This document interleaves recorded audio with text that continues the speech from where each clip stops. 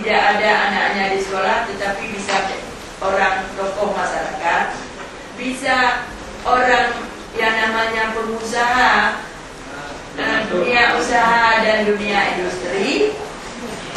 Nah, komite itulah yang mencari dana untuk sekolah. Ya, jadi bukan menggerogoti sekolah, tetapi mengusahakan segala yang dibutuhkan oleh sekolah, termasuk jadi sekolah dibilang gratis. Saya tidak setuju dibilang gratis sekolah. Sekolah itu bebas biaya, padahal sekolah itu butuh biaya.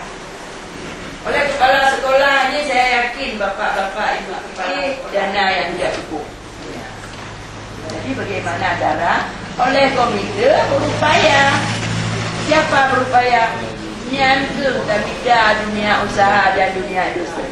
Mungkin kalau manajemen Islami di dalam undang-undang nomor 13-nya disebutkan bisa memberikan peluang, bisa menyumbangkan untuk pendidikan.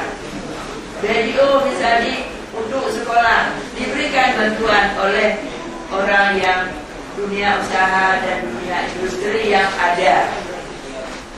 Jadi bukan misalnya meminta kepada sekolah, tetapi harus menyumbang kepada sekolah, terutama kepada anak-anak. Misalnya dengan memberikan anak asuh, misalnya ditanggung 2 orang, 1 orang pengusaha menanggung 2 atau 5 orang. Jadi itu. Nah, Bapak ada lagi yang lain? Silakan. Itu dari tradisi. Jadi contoh koreksi dari Bapak Wija dan jawaban Ibu. Ya. Jadi nyom Bapak Wija berhubung Bapak Wija yang terbit SK Wija-nya kan kabupaten kepala sekolah. Jadi menggagalkan kamu Pak. Tapi begini, ini saya bantah, langsung saya bantah ya.